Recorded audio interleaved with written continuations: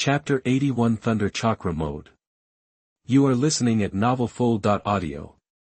With the detonating talisman, the tunnel entrance exploded, buying them time by making it hard for the enemy to dig through.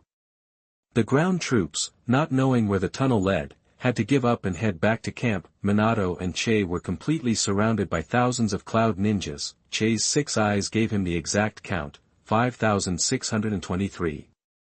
Adding in the recent casualties, the camp held 5,782 ninjas in total.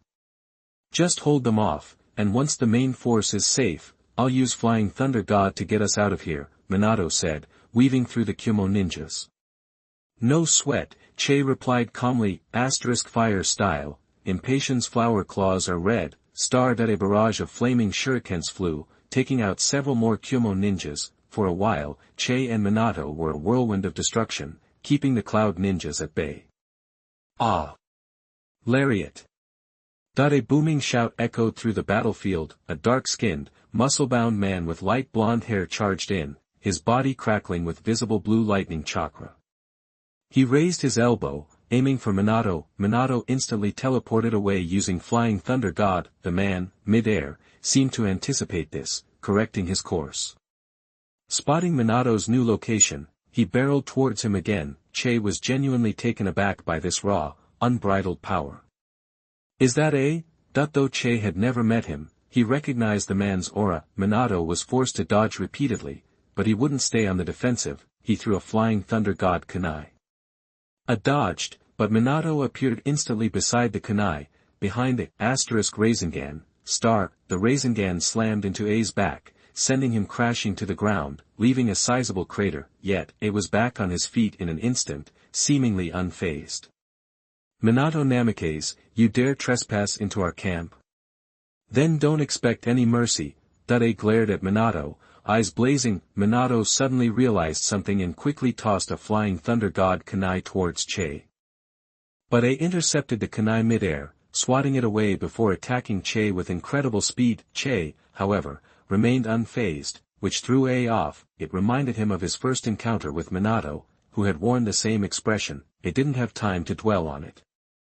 He raised his elbow again, using his Thunder Chakra-enhanced speed to become a blue blur as he lunged at Che. Che calmly extended a single finger. There's no lower limit for spells. A's elbow stopped dead, a mere 4 inches from Che's face. A's usually stern face was now a mask of confusion.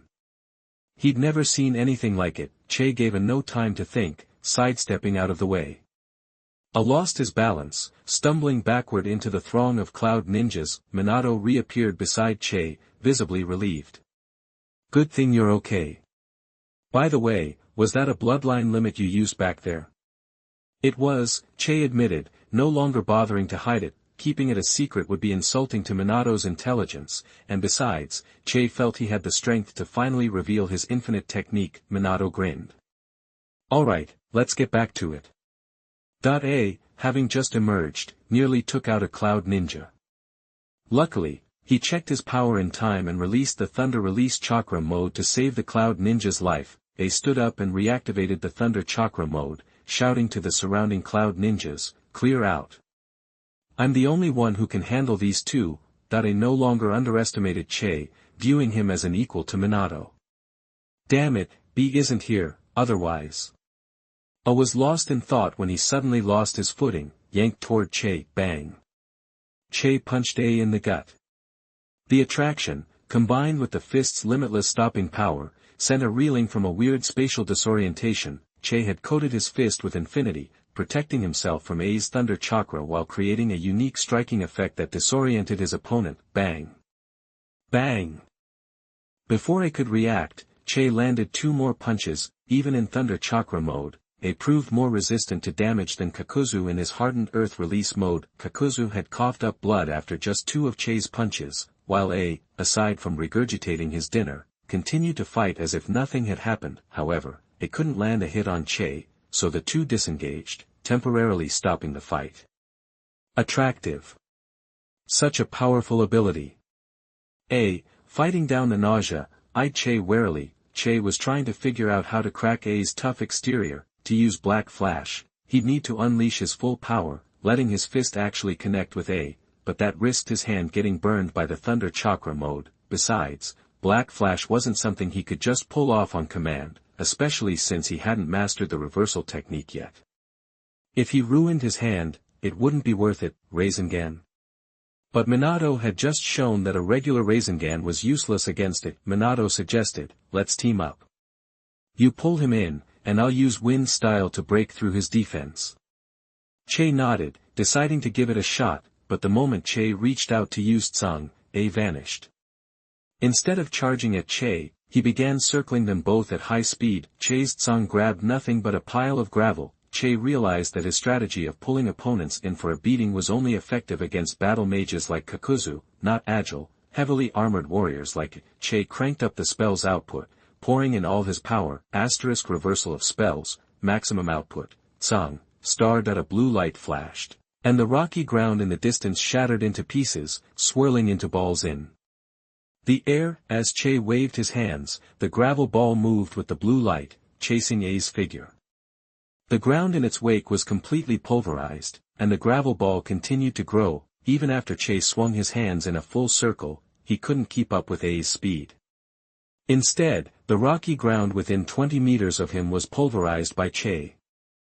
Che finally gave up and smashed the airborne gravel ball at A. A used his Thunder Chakra mode to shoulder the falling gravel, then rushed in and raised his hand to stab at Minato with his knife hand. He had temporarily abandoned his attempts to break Che's limitless defense and focused on Minato, but Minato was no ordinary opponent. He threw a Flying Thunder God Kunai, initiating Flying Thunder God's second stage, stepped on A's back, infused the Kunai with Wind Release Chakra, and pierced through.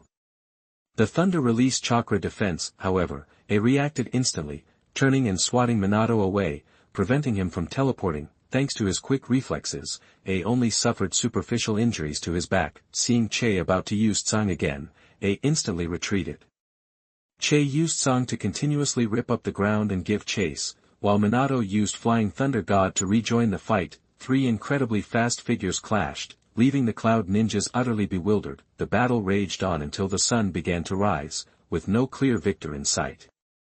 Chapter 82 The First Show of Fame. You are listening at novelfull.audio.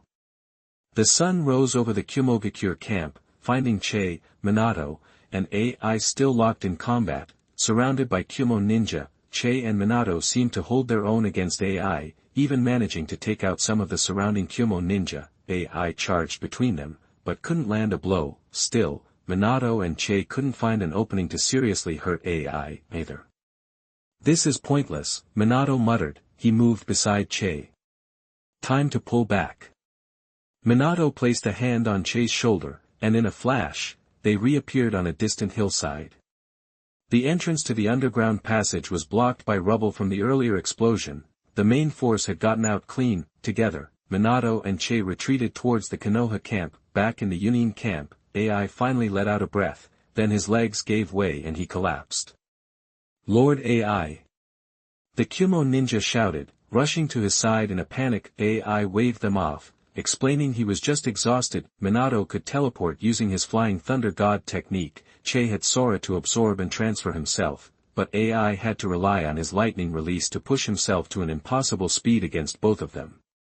The strain on his body was immense. After composing himself, AI ordered his men to take care of the cleanup, then silently walked back to camp. He sat down at his desk, and after a long, tense silence, slammed his fist down, splitting the table in half. Damn it!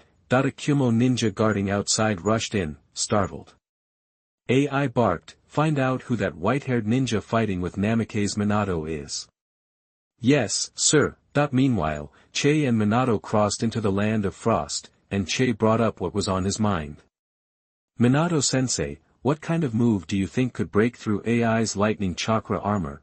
Minato replied, you and Kakashi were in the same class, no need to be so formal. Just call me sensei, okay? Then, he pondered Che's question. That's Yunin's secret lightning release chakra mode. Going by elemental strengths, wind release should be the key. But AI is too fast in that mode. Ordinary wind release won't even touch him. I've been thinking about combining wind release with the Rasengan. using it with my Flying Thunder God technique. Maybe that could work. Che nodded. It sounded like a viable plan. Speaking of which, you also have Wind Attribute Chakra, and you're a natural. Maybe you could help me develop this move. Minato clapped Che on the shoulder in encouragement. Che nodded, but he already had another idea. Maybe. Sora and the Rasengan. Minato then asked, when did your Kekii Genkai awaken, anyway? Che instantly had an answer ready, after the Chunin exams. Of course, that wasn't the truth. If Minato meant the 6 eyes, Che had been born with those. If it was the limitless technique, he'd awakened it as a genin, and he'd unlocked AO during the mission to the Land of Waves. He gave a vague answer about the Chunin exams to avoid implying that he had been hiding his abilities since childhood, making him seem too calculating. Minato nodded. So, a ninja with 2 Kekii Genkai. That's rare in Konoha. Impressive. Che offered a modest reply, and they didn't delve into the topic further. You performed admirably out there. I'll write a letter to Lord Hokage recommending you for promotion. Minato's praise was clearly influenced by the strength he'd witnessed Che displaying. Don't blame Lord Hokage for that whole thing. Sometimes, his hands are tied. Minato was referring to Che's refusal to be promoted to Jonin. Che waved it off. It's nothing. Actually, I also think there are many things that need to change in Konoha, Minato thought. Just give it some time, wait until. He trailed off. Even so, it showed he truly thought of Che as someone he could confide in. Che felt a stir of emotion. I believe you can change Konoha, Minato-sensei. A warm smile spread across Minato's gentle face, his eyes fixed on the horizon with determination. They traveled quickly and soon reached the camp. Minato went straight to Orochimaru's tent to recover, but Che was intercepted by a familiar group, the Inuzuka squad, plus Hwangmaru. You okay? Inuzuka asked, concerned. Che grinned, holding out his hands in a C. I'm fine gesture. Daichi stepped forward, circling him, checking him over. You really are all right. Daichi looked surprised. Fuyuno Jun sighed. To fight in the Kumogakure camp until dawn and come out without a scratch, that's Minato-sama level outrageous. Mizumoto Takuto's eyes widened, suddenly full of energy. Hwangmaru ran circles around Che, tail wagging, before returning to Inuzuka's side. Aren't you happy to see I'm fine? Che asked. Happy? Of course, we're happy. Daichi beamed. I'm still waiting for you to become Hokage, remember? Che laughed. You'll be waiting a long time. The others joined in the laughter, and Daichi's face flushed. Don't laugh. Unfortunately, Daichi never had much authority within the Inuzuka squad. The group laughed and then dispersed. Before long, news of Minato and Che's night raid on the Kyumo ninja camp spread throughout the Konoha camp, and then back to the village with the returning ninjas. People started calling Che the second Yellow Flash, and began brainstorming nicknames, like White Flash or White Death, all trying to imitate the Yellow Flash's style. It was a little silly, but it showed that Che was starting to make a name for himself. Back in Konoha, Che's friends and acquaintances heard about his battlefield exploits. They each reacted differently to the news. Kakashi, who was at the mission board, only learned about it from overhearing people talking. He promptly joined a team heading out on an S-rank mission. Che's already ahead.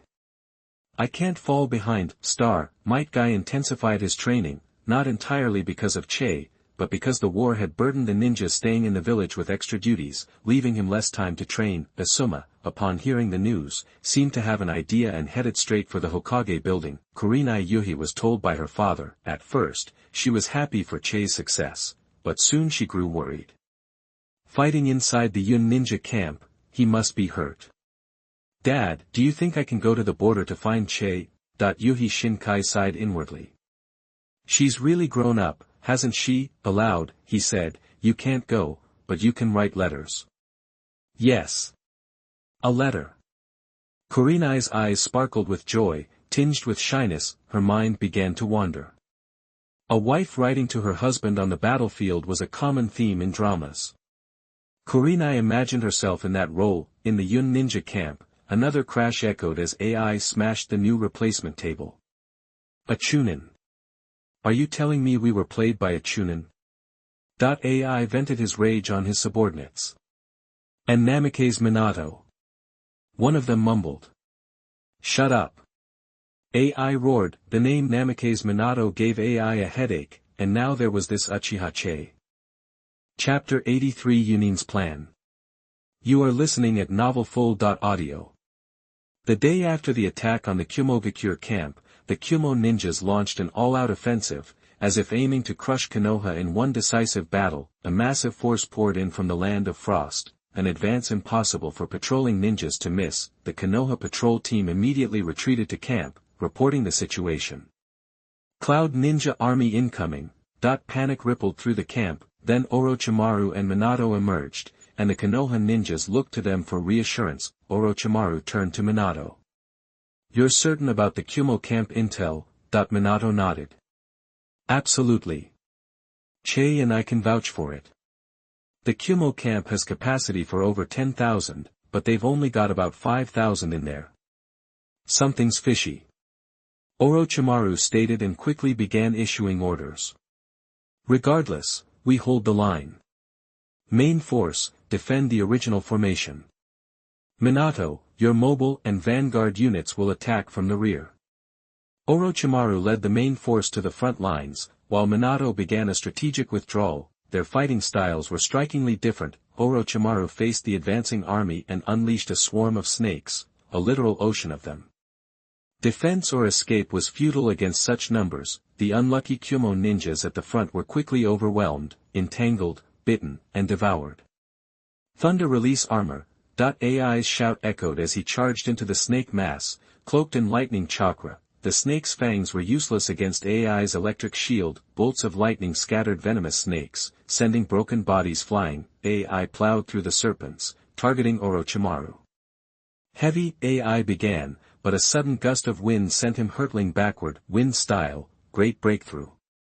Though just a C-rank technique, it was potent in Orochimaru's hands. The sheer force of the wind made dodging impossible. However, the damage was minimal. AI was knocked back, but unharmed. A C-rank ninjutsu had its limits. Orochimaru hadn't intended to kill AI anyway. His goal was simply to stall him while the main force dug in. It was Minato's squad that turned the tide. A force of nearly 1,000 emerged from the forest flank, slamming into the Kumo formation's weak point and threatening to cut them in half. The three groups clashed. A chaotic melee. Che, with the Inuzuka Paladin team, activated his technique, turning technique, Azure. A burst of blue light sucked several cloud ninjas into its center, binding them. The Inuzuka Paladin team reacted instantly, Fong over Fong. The high-speed drill tore through the trapped Kumo ninjas.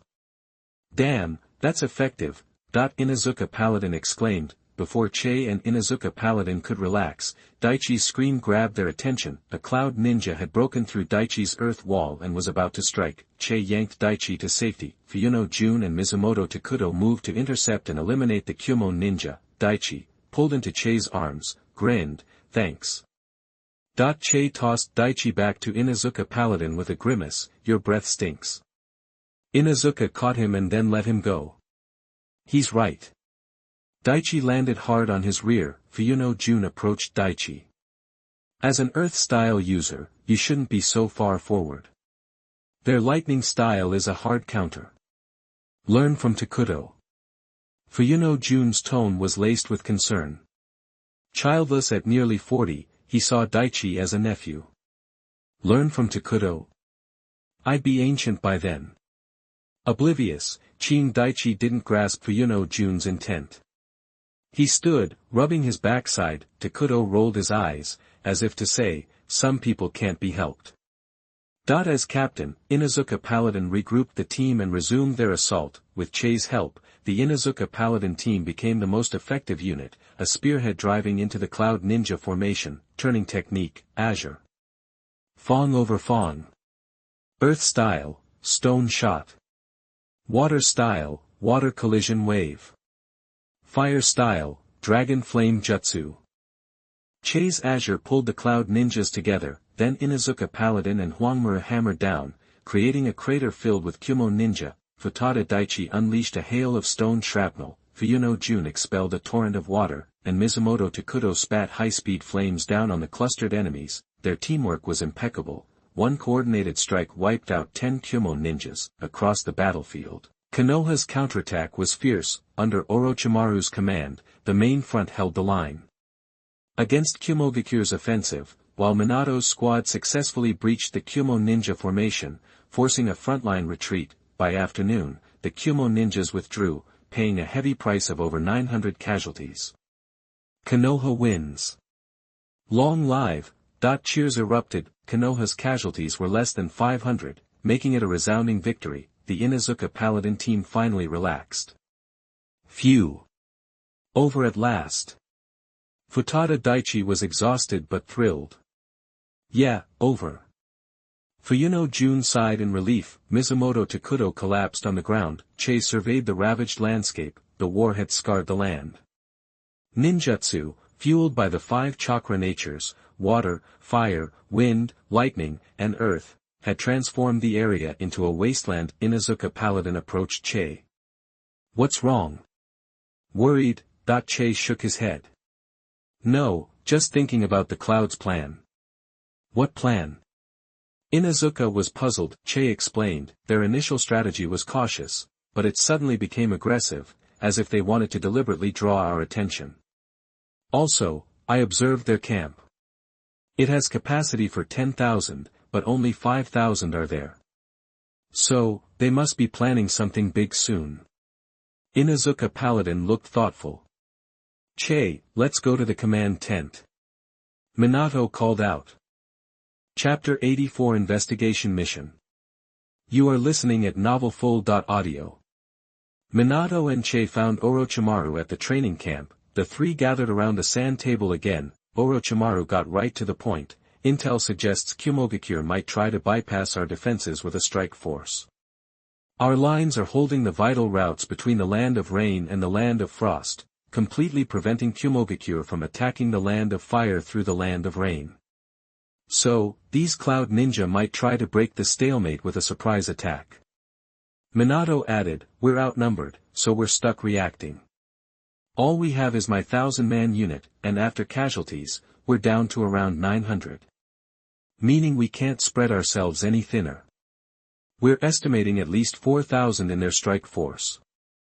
Whatever we do, we need to stick together to maximize our effectiveness. Che instantly understood. You're thinking we hold our position, send out recon teams to find them, then respond as needed. Minato looked pleased, but Orochimaru wasn't surprised. Che had been his assistant. After all, Orochimaru pointed at the sand table. Minato and I think Kumogakure might try 3 different routes. First, they could land on the coast of the Land of Sky and hit their weak border defenses. Second, still landing in the Land of Sky, but then pivoting to hit us from behind, coordinating with the main Kumo force.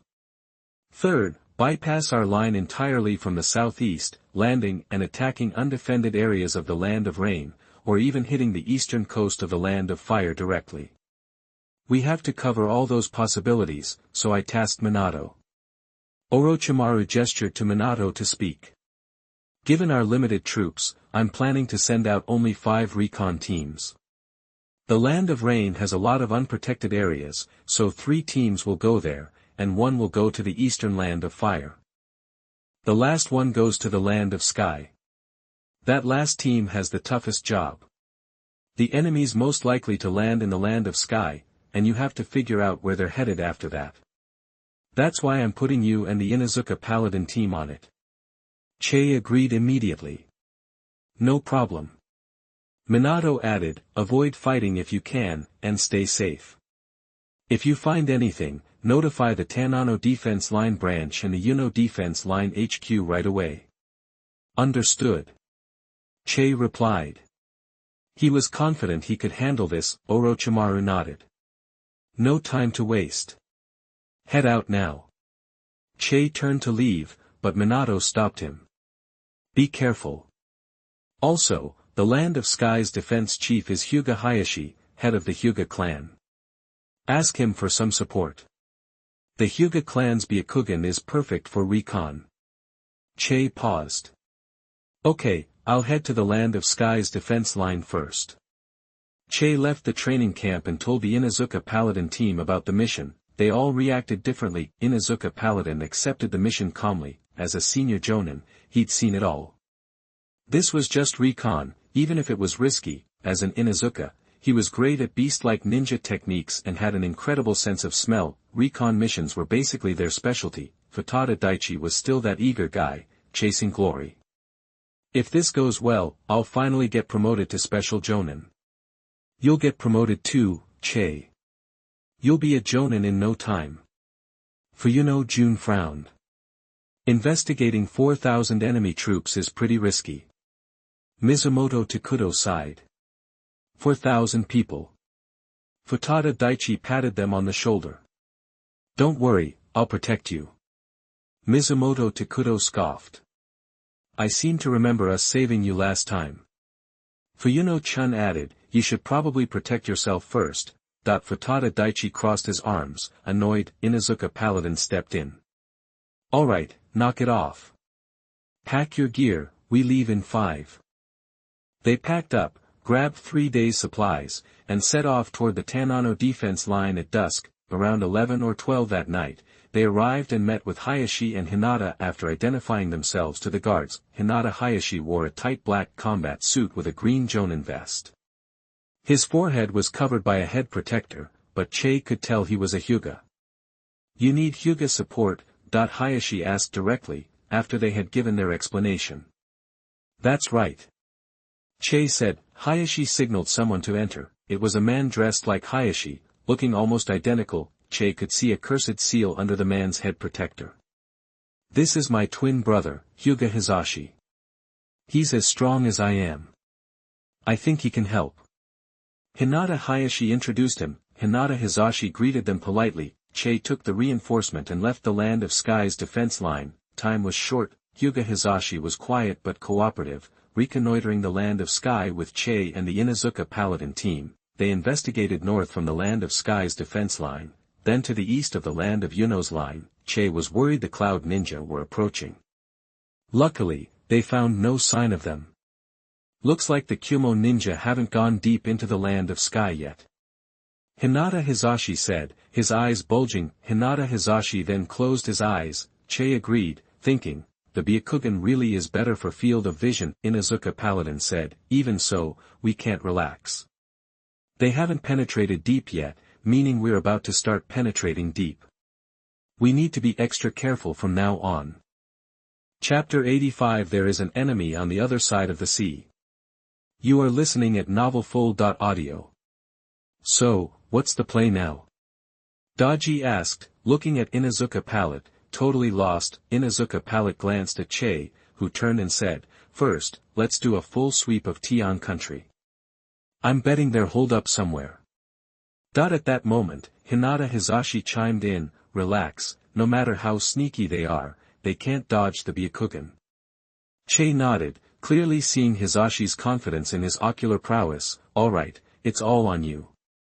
They scoured the forest in southern Tian country, crisscrossing it all night. By morning, they were sure, no Kumo ninja were hiding there. Further north, it's mostly rolling hills and open plains. It's not exactly ideal hiding territory, is it? Inazuka Palette mused, clearly perplexed. Having racked up miles on overseas missions, Inazuka Palette knew Tian country's terrain pretty well. Maybe, they're just not moving as fast as we thought, Hinata Hizashi offered. Che paused to consider this, then said, whatever the reason, we need to comb through the rest with a fine-tooth comb. Hizashi didn't argue, just rubbed his eyes, looking weary. Using his Byakugan all night had taken a toll. Noticing Hizashi's discomfort, Che thoughtfully suggested, why don't you grab some rest? I can sense ninjutsu, I'll take the next shift.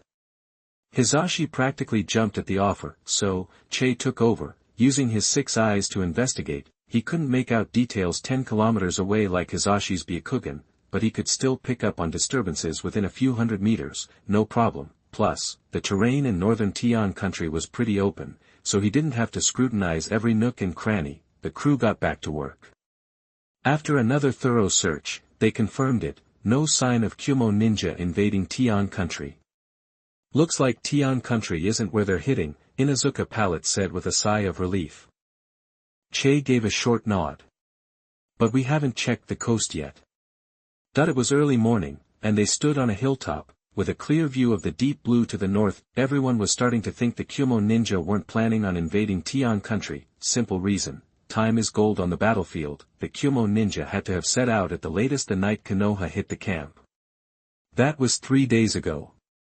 If they were coming, they'd be here by now. The ocean. I haven't seen that enough in my life, said Futada Daichi excitedly. Fuyuno Jun struck an old-timer pose. You're still young, many opportunities coming your way. Mizumoto Takuto leaned his head on one hand, covered a yawn with the other. Sounds pretty good, sleeping on the beach, sea breeze blowing through. Inuzuka just shook his head, not stopping the chatter.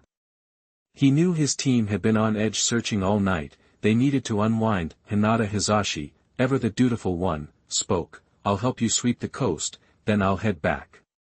Che nodded in thanks. Appreciate the hard work, everyone.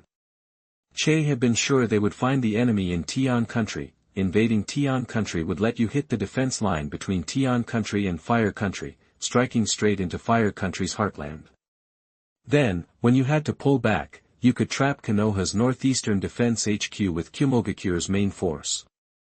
On paper, it was a perfect plan, but it looked like he was wrong. Kumogakure must have other plans, so Che started wondering if hitting elsewhere would pay off better than Tian country. Truthfully, he couldn't see it. Hitting the southeast of the Land of Rain or the coast of Fire country might dodge the 2 Konoha squads posted in the northeast, but it would leave you exposed. Orochimaru's northeast squads might not be holding the line, but they weren't the only ones around. Another of the Konoha Sannin, Jiraiya, was posted in the eastern and southeastern stretches of the Land of Fire, keeping an eye on Kirigakure village, and Tsunade, the only medic ninja among the Sannin, was defending the western Land of Fire, responsible for fighting the poison-happy Tsunagakure. If the Kumo ninja hit any of those places, they'd be intercepted by Jiraiya's forces for sure. Plus, those locations were way too far from Kumogakure's main army. That force would be all alone, easy to surround and wipe out. Either way, Che had done his job. The brass could figure out where the Cloud Ninja force was going. Maybe other teams were already in a clash with them. Che pondered before turning to the crew who was headed to the coast. The team reached the coast of Tian country. The morning sun softly lit up the sea. The cool, briny sea breeze hit everyone's faces. Futada Daichi threw his arms wide, welcoming the sea breeze. If you could forget his looks and his ape-like yelling, it was a pretty cool scene. Fuyuno-chun relaxed, a gentle expression on his face as he watched Daichi. That kid. Mizumoto Takuto shivered slightly. Nope, still not gonna work. A bit chilly. I could never sleep well in this breeze. Inuzuka Palette spoke. Since the mission is over, I'll allow you to kick back for a bit. Long live the captain. Woo! Futada Daichi and Mizumoto Takuto cheered. Fuyuno Junya eased up completely, soaking in the sea breeze like Daichi. Hinata Hizashi was clearly out of step with the current vibe. Hinata Hizashi told Che, with the coast scouted and clear of any Kumo ninja, I'm heading back. Gotta get back to my life. Inuzuka jaw advised, there's no need to hurry so much. Che paused, then said in all seriousness, Hizashi, take a look with your Byakugan. What do you see out there, across the water? Che's words had the group on edge. All relaxed atmosphere gone. Hinata Hizashi immediately performed a hand seal, opening his Byakugan. Veins bulged around his eyes as he stared out at the sea. Hinata Hizashi's face changed. Out there, it's the enemy. 0.5 kilometers off the northern coast of Tian country, dozens of transport ships were sailing on the sea. On the front transport ship's deck, a dark-skinned Kumogakure ninja in a white half-shoulder vest stepped to the bow. He grabbed the railing and shouted to the water below, Lord Karabi. 10 minutes to the landing zone. A massive shape broke the surface at the front of the fleet. It looked like a cow from the upper torso up, 2 horns on its head. But instead of legs, it had 8 giant octopus tentacles churning and splashing the water. The sun's up, we're not there yet, what a waste. Big bro's gonna ground me. Yo. The giant beast gradually morphed into a Kumogakure youth, or more accurately, merged into the youth's body, the eight-tailed beast, Yuki, Kumogakure's tailed beast weapon. And the kid was Killer Bee, the eight-tailed Jinchuuriki, Kurabi wrapped in an odd rhythm, his dark skin showing under the white vest, showing the iron tattoo on his right arm. He struck a pose, hands raised. Xiaoba, all your fault on going to the beach to play. Whole day delayed yo. Inside Kurabi's mind, the eight tails rumbled, chill, bye, there's enemies on the beach. Kurabi squinted, spotting a few tiny black specks. When meeting the enemy, we join forces. My murderous intent shows all my courage yo. My tricks are great. Kurabi made a very 6+1 gesture, thoroughly immersed in the moment, then, Kurabi ditched the fleet and headed for the coast. Chapter 86 The Eight-Tailed Jinchuuriki. You are listening at novelfull.audio. It was a force of over 4,000 strong. Hold up. Someone's coming from the other side. He's crazy powerful. I'm getting a bad feeling, it's the eight-tails Jinchuuriki, I swear. Hinata Hizashi blurted out, his voice tight with panic. Chei's face was a mask of seriousness. You gotta get the word out. Tell the Yuno Defense Line HQ and the Tano Line branch, Kumogakure is attacking. They need to rally the troops, now. What about you? Inuzuka asked, worry etched on his face. Chei's voice was steady, don't sweat it. I got this. Inuzuka Paladin didn't argue, just spun on his heel and raced back with a handful of others. Daji and the others risked a look back at Chei as they bolted. Chei caught their gaze, gave a quick wave, signaling them to run like hell. That was all it took for Daji and the rest to focus on hauling ass. Out on the water, Kurabi, still barreling ahead, spotted the small group trying to escape. Those lowlife punks think they can run. No way, Jose. If they leak this intel, I'm gonna be in the doghouse again. Time for a little lesson, fool. Kurabi morphed his lower half into his tailed beast form, using his octopus tentacles to jet through the water. He closed the distance to the coast in no time. Back on dry land, Kurabi retracted his tentacles, glared at Chei blocking his path, and bellowed, hey, bonehead. Get out of the way. Or I'm gonna wipe you off the map, word. Chei didn't respond, only activated his two Magatama Sharingan eyes. Magical tree binding kill. Chei was stalling for time, and went straight for a control genjutsu, but the illusion barely registered. Kurabi blinked, then shook it off. Chei figured it had to do with the eight tails inside him. I'm Kurabi, the eight tails Jinchuuriki, and I'm the rap god. You wanna battle me, you white-haired Uchiha punk? You're way out of your league, son. Kurabi declared, striking a confident pose. Technique shift, Azure. That without a word, Chei used Azure to pull Kurabi in close and hit him with a haymaker, bang. Kurabi was caught totally off guard, and felt a rib crack. But he recovered fast, ignoring the pain, and pulled out two short, wicked-looking blades from behind, aiming for Chei's neck. The blades stopped inches away. Time to go full beast mode, bye. This kid's messing with my head. Kurabi didn't hesitate, and unleashed his tailed beast transformation. His body instantly blazed with hot, dark red chakra. Chei, who was about to try a black flash, was blindsided by Kurabi's sudden attack. Kurabi's elbow was reinforced with bone, slamming into Chei with incredible speed and force. Chei went flying, but managed to catch himself with Azure, stopping himself from going too far. He saw a dark chakra ball forming in Kurabi's mouth, crackling with immense power. It was the tailed beast bomb, a technique unique to tailed beasts. Chei knew he had to go all out on defense, but when the tailed beast bomb launched, it didn't target Chei. It was heading straight for the Inuzuka Paladin squad. Still trying to escape, Chei whipped around, extending his hands and using Azure to yank the tailed beast bomb out of the air. Boom. The tailed beast bomb detonated instantly, gouging a massive crater in the earth behind the coast. Thick smoke billowed from the pit, the charred black ground a testament to its terrifying power. Chei didn't have a second to dwell on the power of the tailed beast bomb. because Kurabi was already taking his transformation to the next level, moving toward a complete tailed beast form. As a perfect Jinchuuriki, Kurabi could fully transform into the 8 tails and still retain his own consciousness. The raw power and monstrous chakra of the tailed beast were on full display. Kurabi was now a towering, 8-tailed behemoth. Each swing of Kurabi's tentacles could level a small hill. Che tried to use Azure to trap the tentacles, but they were too massive. He could only control 4 at a time. The other 4 lashed out, wrapping around Che. He fended off 3, but the 4th snagged him. Thanks to Limitless, Che wasn't hurt, but he was pinned and couldn't break free quickly. The 8 tails seized the opportunity to gather chakra in his mouth, building an even bigger tailed beast bomb. If the previous one was basketball-sized, this one was bigger than a person. The inky black bomb hurtled toward the Inuzuka Paladin team in the distance. Che poured everything he had into Azure, but couldn't hold this tailed beast bomb back. It faltered for a moment, then the 8 tails slammed its tentacles into the ground, and Che lost his grip. The tailed beast bomb screamed on, boom. The explosion lit up the horizon, reflecting in Che's eyes. A Magatama appeared on each Sharingan. The 3 Magatama Sharingan seemed different.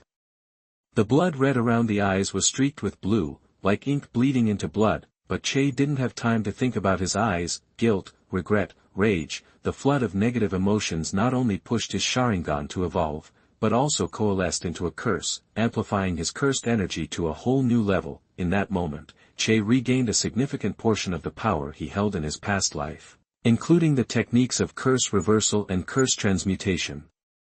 Curse transmutation, Che held up 2 fingers like a gun, focusing a deep red light at his fingertips. Repulsive force surged along with the light, blasting a hole through one of the 8 tails' tentacles. Boom. Che seized his chance, pulling himself free. Limitless warped the air around him, allowing him to stand suspended. Che turned his gaze to the site of the explosion, his heart twisting. The Inuzuka Paladin team had been all but annihilated. Nearby hills had been flattened. The Inuzuka Paladin squad wasn't at ground zero. Maybe Che's earlier interference had altered the bomb's trajectory. But even so, the tailed beast bomb was an unstoppable force for ordinary ninjas. Daji had thrown up an earth-style barrier, trying to protect everyone, but Fuyuno Jun had tackled him out of the way, taking the brunt of the blast. The earthen wall shattered on impact. Daji and Fuyuno Jun were instantly buried alive. Nearby, Huangmuru frantically dug a makeshift shelter. But time ran out. Inuzuka Paladin shoved Huangmuru into the hole and shielded the entrance with his own body. Mizumoto Takuto threw himself in front of Inuzuka Paladin, trying to protect his captain. Hyuga Hizashi, who had been separated from the group, felt the impending doom. He spun rapidly, releasing chakra from every pore, forming a hemispherical shield around himself. Using Kaiten, when the dust settled, only Hizashi had survived with minor injuries, but the force of the explosion had rattled him, and he coughed up blood. Futada Daichi, Fuyuno Jun, and Mizumoto Takuto were all dead. Inuzuka Paladin was still alive, but bleeding out fast. Huangmuru heaved Inuzuka onto his back and started running toward Yuno country, while Hizashi sprinted toward the Tano country. Border, if the information didn't get through, all their sacrifices would be for nothing. Inuzuka, barely conscious on Huangmuru's back, dipped a bloody finger and scrawled on Huangmuru's fur, "Field, enemy, landing." Then he shoved Huangmuru away, collapsing to the ground. Huangmuru stopped, nuzzling Inuzuka, trying to lift him again. Inuzuka Paladin mustered his last bit of strength. "Run! Get the intel back!" Tears welled in Huangmuru's eyes. He let out 2 barks, a final farewell, then gently lowered Inuzuka's head to the ground and sprinted toward Yuno country. Che's 6-eyed Sharingan saw everything. Rage boiled in Che's mind, but he suppressed it, knowing that it could be channeled into cursed energy. Che turned his gaze to the 8 tails. "I'm going to kill you." Che's voice was calm, like he was passing down a death sentence. Chapter 87 Monster. You are listening at novelfull.audio. The look in Che's blood-red Sharingan eyes was ice-cold, and his chakra surged to a new level. The 8 tails had been a tough opponent because Che lacked wide-range attacks. Regular ninjutsu barely phased a monster like the 8 tails, and while Soga's boxing was great against normal foes, it was like slapping a tank. But now that Che had mastered his reversal technique, he was ready to show the Eight Tails who the real monster was. Che raised his hand again, targeting the Eight Tails. Massive bull head, whoosh. The Eight Tails immediately threw up its tentacles for defense. Che's attack slammed into the tentacle, forcing the Eight Tails back 20 yards into the sea. All 8 tentacles were used to block the hit, but the ocean was the Eight Tails' turf. It dove beneath the waves, but Che kept it in sight. He bombarded the surface, but the water significantly reduced the power reaching the Eight Tails. Kurabi controlled the Eight Tails, so it wasn't stupid. Che smirked, raised his hands, and gathered blue energy in his palms. Then, he parted the sea itself. Twin azure energy blasts ripped the water apart on either side. The Eight Tails tried to dive deeper for cover, but another blast pulled it back. Che was now skilled enough to use multiple blasts simultaneously. The Eight Tails relied on brute strength to fight Che's technique. It tried to dive, while Che tried to drag it out. Moo! The Eight Tails roared, unleashing its full power and breaking free. It plunged into the depths, creating huge waves that crashed against the shore, sending spray everywhere. The roar of the waves mixed with the thud of the shore was like a rising tide. Deep below, a dark-tailed beast bomb began to form, its terrifying energy spreading through the water. Boom! The tailed beast bomb shot through the surface, aimed at Che. Ever since his fight with Kurabi, Che kept his limitless power active. He wasn't afraid of the tailed beast bomb. He dove, opening his hands to catch it. His limitless power blocked the tailed beast bomb, preventing it from getting closer. He pushed downward, forcing the massive ball towards the Eight Tails. The Eight Tails' eyes widened in horror. It spat out a concentrated ink blast, trying to detonate the tailed beast bomb, but Che redirected the ink blast skyward. Then, he slammed the tailed beast bomb into the Eight Tails. Boom! The tailed beast bomb exploded, instantly vaporizing the water and creating a massive hole, triggering an even bigger wave. Even the Kumogakure fleet, still approaching the coast, was rocked violently. The transport ships nearly capsized in the surge. Lord Kurabi has released the Eight Tails. All ships, halt to avoid collateral damage. The Kumogakure fleet stopped a few kilometers offshore, watching the clash between Che and the Eight Tails. This was a monster fight, and they couldn't interfere. The explosion faded, and the water rushed back in. The Eight Tails' hide was covered in wounds, showing that even it couldn't completely withstand the blast, but Che appeared unharmed. Continually using his limitless power and multiple blasts put a strain on Che's brain. He used his reversal technique to heal the overload, setting it to continuous release. His 6 eyes could handle the chakra drain. This way, Che could focus on the battle without worrying about his condition. His inviolable body pushing the water aside, Che dove deep into the sea. He reached the Eight Tails and threw a punch. The fist blasted through the water, creating a cavity that exploded with force. Bang! The Eight Tails' head snapped down. Before it could react, Che struck again. 2 punches in a row left the Eight Tails and Kurabi dazed. The Eight Tails frantically swiped with its tentacles, trying to grab Che, but Che was ready, dodging around the tentacles, weaving in and out, occasionally landing a counterattack. The Eight Tails recoiled in pain, wrapping its tentacles around itself and spinning rapidly. Tailed beast spin. The Eight Tails' massive body and the force of its spinning created a powerful vortex, sucking in everything around it, sand, fish, even Che. Che was pulled in by the vortex and forced to spin, but he quickly found a way to break it. Che unleashed his full power into a reversal energy blast, using it to create a counter-vortex. The 2 forces collided, creating opposing whirlpools on the surface. The forces churned the water again, creating huge waves that never seemed to stop. The clash didn't last. One vortex began to engulf the other. Che was winning. His vortex forced the Eight Tails to stop spinning, making it spin along with his own. Then, Che raised his hands and flew upwards. He broke the surface, dragging the Eight Tails with him. Che swung hard and hurled the Eight Tails' massive body into the air, then aimed 2 fingers at it. Whoosh! Whoosh! Whoosh! Whoosh! Whoosh! Reversal technique, maximum output. Ha! Che unleashed 6 blasts in a row, each more powerful than the last. Every time the Eight Tails tried to land, it was blasted back into the air. Che was relentless, his eyes burning with a manic energy. In the Eight Tails' mind, both it and Kurabi were stunned. This guy's a maniac. The Eight Tails groaned, enduring the pain. Kurabi stopped rapping. Yo, Eight Tails, what's the plan? The Eight Tails replied, I don't believe he has more chakra than me. Protect yourself and let him tire himself out. The Eight Tails curled into a ball, and the last, most powerful blast sent it rocketing skyward, before crashing back into the sea. The splash reached new heights. Che didn't give it time to recover. He yanked it closer, raised his hand, and punched again. A bizarre scene unfolded on the sea. A white-haired kid flying in the air, chasing a giant octopus ball, beating it senseless. The Eight Tails was bigger, but it was getting the crap kicked out of it. The Kumogakure, watching from afar, were terrified. This guy was scarier than the Eight Tails at its worst. He was a true monster. Chapter 88 White-Haired Demon Eye. You are listening at novelfull.audio.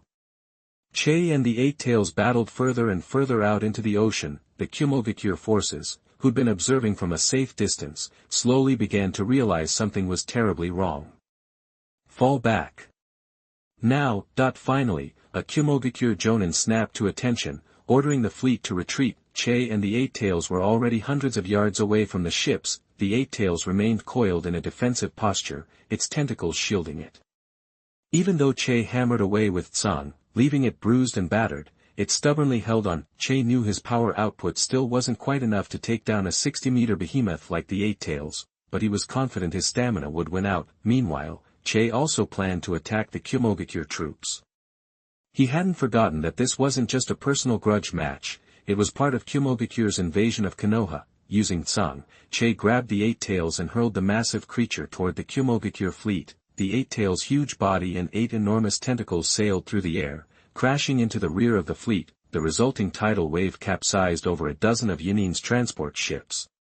The fleet had already started to retreat toward the land of frost, but the sudden surge swamped them, with the ships at the back taking the brunt of the hit and flipping over. The Kumo ninjas were forced into the water. Although ninjas could use chakra to walk on water, it quickly drained their energy. They were far from the land of frost, stranded in a natural watery chasm that was difficult for ordinary ninjas to cross. Panic set in as the Kumogakure soldiers scrambled to the nearest ship for safety. Nearby, the battle between Che and the Eight Tails raged on, or maybe it wasn't a battle anymore, more like a one-sided beatdown.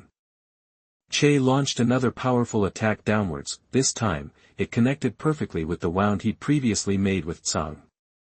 The force, combined with the existing injury, severed the tentacle, sending it spiraling into the sea. Moo! The Eight Tails bellowed in agony. So, you do feel pain, Che said coldly, pressing the attack. As Che descended, the Eight Tails lashed out with the tentacle nearest him, firing 2 point-blank blasts. The power of the close-range attack was enough to pulverize rock. The 2 blasts hit the same spot, severing the tentacle. This time, the Eight Tails roared like never before, its eyes burning with rage. It was the mighty eight-tailed ox octopus, a tailed beast feared by all. How could it be humiliated like this? Okay, it had been humiliated before, sealed by powerhouses like the first Hokage and the third Raikage, but this time it was getting its ass kicked by some snot-nosed Uchiha kid from Konoha. The Eight Tails snapped. Oh! Che just laughed, a wild, almost manic sound. So, you can get angry. He raised his right hand high and slammed it down, hitting the Eight Tails again and sending it crashing towards the seabed. It sank to the bottom, only to re-emerge like a monster from the deep, lashing out with its remaining 6 tentacles. Che used Tsang to zip to the base of a tentacle, dodging the attack, and then focused a blast on the tentacle's root. The Eight Tails frantically recoiled its tentacles in defense, but Che simply dove into the open wound he'd created and unleashed another powerful blast. Boom! Another tentacle was ripped away. The Eight Tails thrashed in agony, churning the ocean and creating even more chaos for the Kumogakure troops. Several more ships, packed with Kumo ninjas, capsized. A swarm of unlucky Kumo ninjas were tossed into the sea, turning the invasion into a full-blown disaster movie. Che hovered high above, watching the Eight Tails suffer, a sense of grim satisfaction washing over him. He was now as strong as he'd been in his previous life, maybe even stronger. His striking white hair whipped around his head in the salty wind, and his blue eyes burned with an eerie light. The cloud ninja below couldn't help but stare at Che as they struggled to survive, as if they saw the devil himself. White hair, magic eyes. For the first time, a Kumo ninja used Chei's two most striking features as a nickname, and so, the legend of the white-haired demon Eye began to spread among the Kumogakure ranks. Run! The white-haired demon Eye just looked at us, he's gonna attack, a Kumo ninja screamed. He was right. Chei raised his hand, aimed at a Kumo ninja transport ship, and blasted it in half. On another ship, a dark-skinned Kumo ninja saw this and raced to the stern, lowering a small boat, jumping in, and rowing away from the main force. No way am I dying here. Master AI told me to watch your back. He rowed until he escaped Chei's attention. As Yunyin's troops scattered in all directions under Chei's relentless assault, Chei shifted his attention back to the Eight Tails. For the first time, the Eight Tails' eyes flickered with fear. Moo! It whimpered, its voice low and weak. Scared now? Too late. Chei's attacks didn't let up. He dove down and pounded the Eight Tails until it was nearly senseless. The Eight Tails feebly tried to repeat its earlier tactic, curling its remaining tentacles to protect itself, but Chei simply got close and blasted them off one by one. Now, all 8 of the Eight Tails' tentacles were gone, and its energy had plummeted to an all-time low. Gyuki! Let's get out of here, Karabi shouted anxiously, but the Eight Tails said, bye, we can't run anymore. Chei launched another barrage of attacks. Using Tsang, he pulled the Eight Tails close, smashed it away with all his might, pulled it back again, smashed it again, and repeated the process. The Eight Tails couldn't even escape Chei's fist. The battle raged on into the afternoon. Under Chei's relentless and seemingly endless attacks, the Eight Tails teetered on the brink of death. Bye. I'll do what I can to save you. I hope I see you again after I am resurrected. With that, the Eight Tails left some of his chakra in Karabi's body and braced himself for Chei's final blow. Karabi and the Eight Tails were no longer just container and weapon, but friends who understood each other well. Therefore, the Eight Tails' last thoughts were about Karabi's safety. Karabi sobbed and called out the Eight Tails' nickname, Little Eight. Chei's final punch burned the last of the Eight Tails' strength and chakra. Then, Chei landed on the Eight Tails' head, stood on its horns, and aimed at the huge bull-like head. Boom! The Eight Tails' head exploded, and its massive body began to dissolve. Chei had known all along that the Eight Tails was a creature of chakra, and its current death was simply a manifestation of chakra exhaustion. One day, when its chakra replenished, it would be reborn somewhere in the ninja world, but Chei wasn't worried. He could kill the Eight Tails once, he could kill it again. Chei glanced at Karabi, who was floating unconscious in the sea, ignored him, and turned to fly back to shore. Chei was going to recover the remains of his fallen comrades. As for Karabi, he could fend for himself. If necessary, Chei would deal with him later. Chei flew over the water, making good time.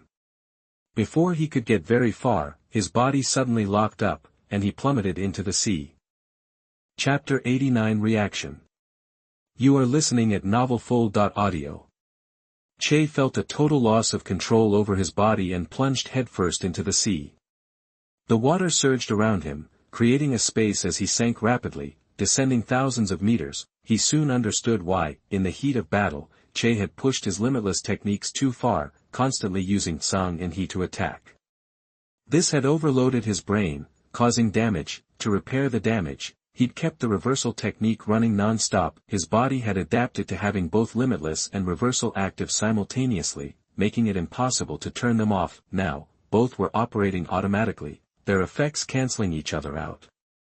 His brain was completely consumed with maintaining this state, leaving him unable to move or act. Basically, his CPU was fried, only capable of running those two spells. The brain is crucial for casting and imprinting spells, vital for any spellcaster. Chei didn't dare to disrupt this delicate balance. Any misstep could be catastrophic, beyond even the reversal technique's ability to fix. His only hope was to regain control quickly and consciously manage the simultaneous limitless and reversal. Otherwise, he'd likely suffocate at the bottom of the sea. At those depths, the space limitless could displace was limited, leaving him with only an hour or two of breathable air. Fortunately, the reversal technique was still working. Even if the air ran out, it would heal the damage from oxygen deprivation, but that would make regaining control of the automatic limitless even harder. Plus, the reversal technique also had its limits. After days of hypoxia, the cellular decay could exceed what it could repair. Che calmed himself, closed his eyes, focused his mind, and began wrestling for control of the automatic limitless. Above, a Kumo ninja in a small boat approached Kurabi. He had hung back, waiting for the battle to end. Seeing Che sink into the sea, the cloud ninja assumed he was too injured to survive. Now, he felt safe approaching Kurabi. The ninja hauled the unconscious Kurabi into his boat and headed toward the land of frost. A few minutes before dusk, Konoha reinforcements finally arrived. Over 900 ninjas led by Minato and 1,000 led by Hyuga Hayashi reached the coast almost simultaneously. Minato immediately noticed the signs of a tailed beast ball explosion and the bodies of the Inuzuka Paladin team within the blast radius. Hwangmaru rushed to Inuzuka Paladin's body and whimpered. The sight moved everyone from Konoha deeply. Inuzuka Paladin had a chance to live, but he'd sacrificed himself to get information to the Yuno defense line faster, a true embodiment of the will of fire. Futada Daichi, Fuyuno Jun, and Mizumoto Takuto's efforts to protect their teammates before they died were also deeply moving. Minato ordered the remains collected and then searched the coast for Che. Hyuga Hayashi, observing the area, stated, "No sign of Kumo ninja." Minato murmured, "Che, you're so strong. Where are you?" Hyuga Hizu offered, "I'll lead the Hyuga clan to search the sea, but I can't guarantee we'll find anything. The water off the Land of Sky's northern coast is very deep, and our resources are limited." Minato said firmly, "Search anyway. Even if it's just his body, we have to find him. Che is a hero of Konoha." Hearing Minato's conviction, Hyuga Hayashi could only agree. The Hyuga clan members activated their Byakugan and began scanning the coastline. The news quickly reached Konoha, and reactions varied. Konoha Chunin Uchiha Che single-handedly repelled the Kumo ninja landing force and defeated the Eight Tails. His whereabouts are unknown, presumed lost at sea due to severe injuries. Search efforts are underway, but survival is unlikely. In the Hokage's office, the four top Konoha officials discussing the war received the information. In their eyes, this meant Uchiha Che was dead. Sarutobi Hiruzen, Shimura Danzo, Mito Munin, and Udatane Koharu had all served as guards for the second Hokage, Senju Tobarama. Since Sarutobi Hiruzen became Hokage, they'd held high-ranking positions. Mito Manabu, with his glasses and beard, and Udatane Koharu, with her bun and earrings, both wore the robes of Konoha advisors and appeared elderly. Mito Kato, eyes sharp behind his glasses, folded his hands and muttered, "Uchiha Che is dead. Konoha has lost another exceptional talent." Mito Minyen seemed to recall Konoha White Fang, who died young. Udatane Koharu, chiming in, added, "A pity, indeed. He could have contributed so much more to Konoha." Koharu had been impressed by Che's achievements. Had he lived, the war in the northeast would have been much easier. Danzo Shimura sneered, "Perhaps it's for the best. Uchiha Che was unruly and wouldn't have been easily controlled by Konoha. His death weakens the Uchiha clan." Sarutobi Hiruzen slammed his fist on the table. "Danzo! That's out of line." Danzo retorted disdainfully, "I only said what you were afraid to." Sarutobi Hiruzen scowled and ignored him. "Uchiha Che is a hero of Konoha. I've made that clear. We need to acknowledge that publicly. I had already approved his promotion to Special Jonin for the night attack on Kumogakure, but I received this news soon after. I now posthumously award Che Uchiha the rank of Jonin and the title Hero of Konoha. The Inuzuka Paladin squad will also be recognized as a hero squad." Neither Mito Kadoyan nor Udatane Koharu objected. "Why argue about honoring the dead?" Danzo Shimura commented, "Whatever makes you happy. You're the one who sent him to the front lines anyway. Are you suggesting I killed Uchiha Che?" Sarutobi Hiruzen asked sharply. Danzo waved his hands, saying in a sinister tone, "I wouldn't dare. How could the third Hokage do such a thing?" Sarutobi Hiruzen, furious, ordered Danzo out of the Hokage's office. "You can both leave as well. I need to be alone for a while." Mito Kabuto and Udatane Koharu left. Sarutobi Hiruzen leaned back in his chair, lit his pipe, and began to smoke. After a long silence, Sarutobi Hiruzen muttered, "Che. I never imagined sending you to the battlefield would end like this. Don't blame me."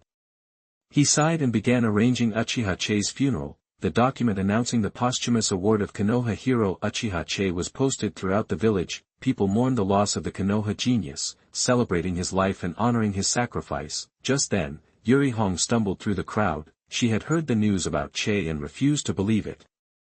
She ran to the notice in front of the Hokage building, hoping to prove it was a rumor. Pushing through the crowd, Hong reached the notice. The title announced the posthumous award for Konoha ninja Che Uchiha and the members of the Inuzuka Paladin team who died in the line of duty. Hong felt dizzy and collapsed to the ground. Her collapse shocked those nearby. Then, they realized she was Uchiha Che's girlfriend. They were often seen together in the village. Che was well known, so Hong's face was also familiar to the villagers. Ignoring appearances, Hong wept, her pretty face stained with tears. "Che, you're such a liar."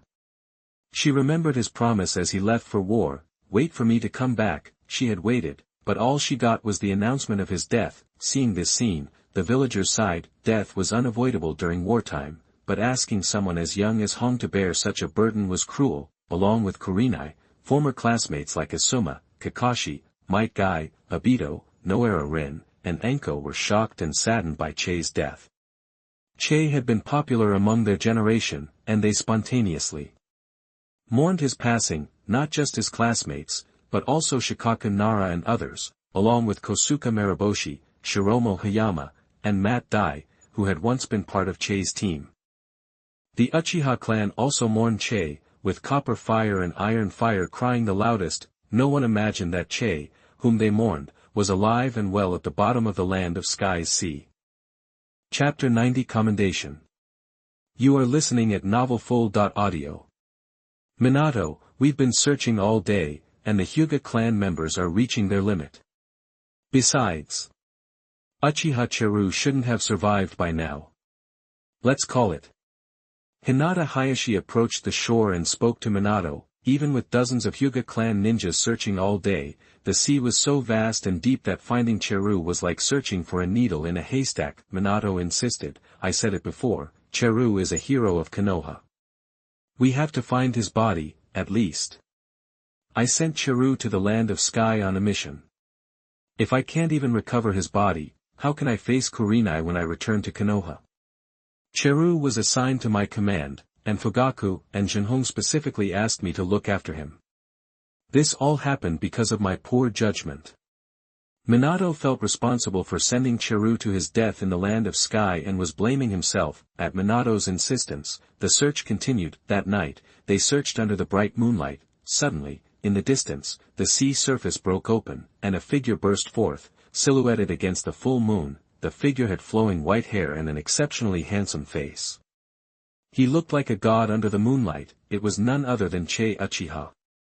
Che, Minato, who was personally searching the sea, was overjoyed at the sight. Che opened his arms, embracing the long-lost heir. He had mastered automatic limitless power. His brain could now permanently and automatically perform unlimited operations and reverse operations without interfering with other functions. Moreover, this automatic limitless power could also identify objects that posed a threat to Che, ensuring that the limitless barrier could never be turned off. Non-threatening elements like air could freely pass through the barrier, allowing Che to breathe normally. This breakthrough could be considered a death-defying feat. Che felt reborn. After a moment, Che opened his eyes and saw Minato and the others below.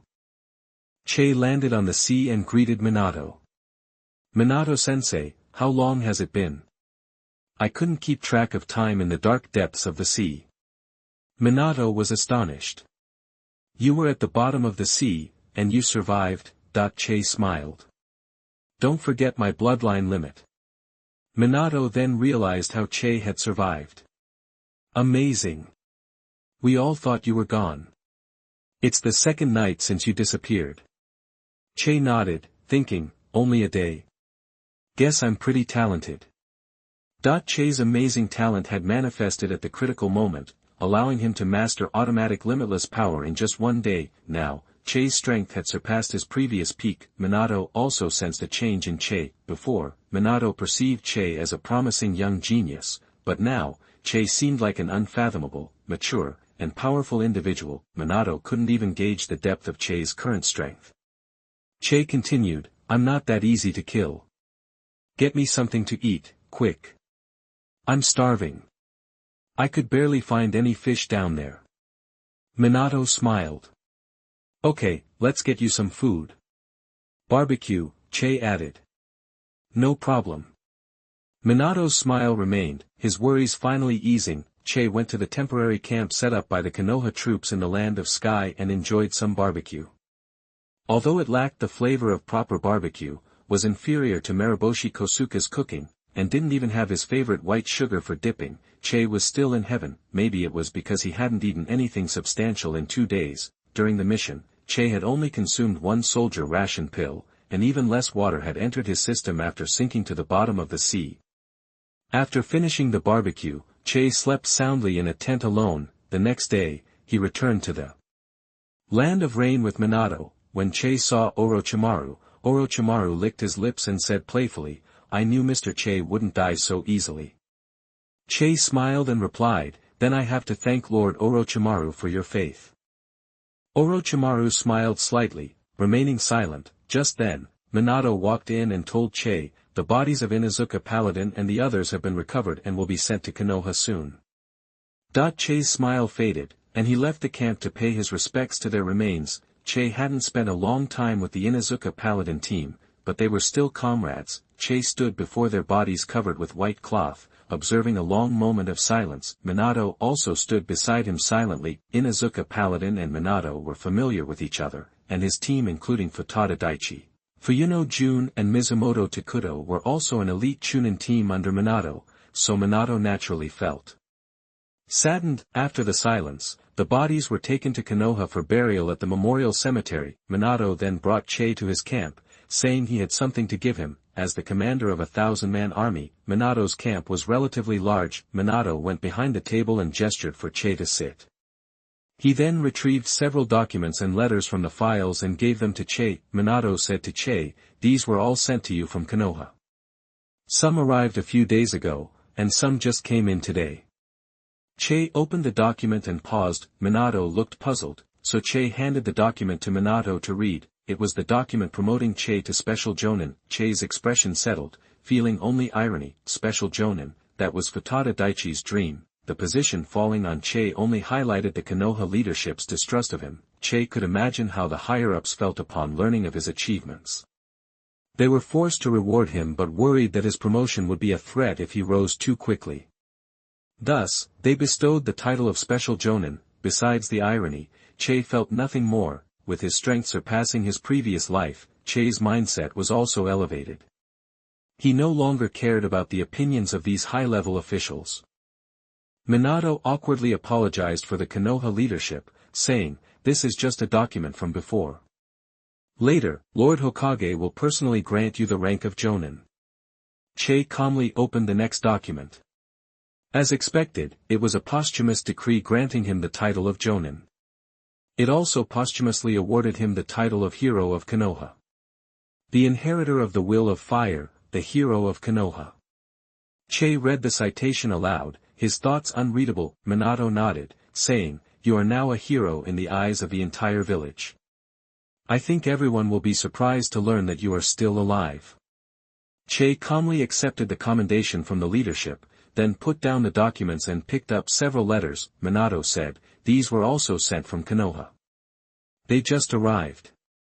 Che opened the first letter, signed Yuhihi Kurenai. Che unfolded the letter, noticing the wrinkled paper and blurred handwriting. Che was touched after reading the letter. "This silly girl is crying as she writes to me." The letter had 2 parts. The first part was written when Kurenai thought Che was dead. The text accused Che of being a liar. Later, when Kurenai learned that Che was alive, she called him a bad guy, saying that her eyes were swollen from crying. In short, Che could do no right. Minato smiled gently, saying, "You and Kurenai are a bit like me and Kushina." Che laughed and said, "I'm not that afraid of my girl." Minato scratched his face in embarrassment. It was true that Kushina was scarier than Kurenai. The remaining letters were from Yuhi, Uchiha Fugaku, Kakashi, and Asuma. Che wasn't interested in the emotions of these older men, so he put them away after quickly reading them.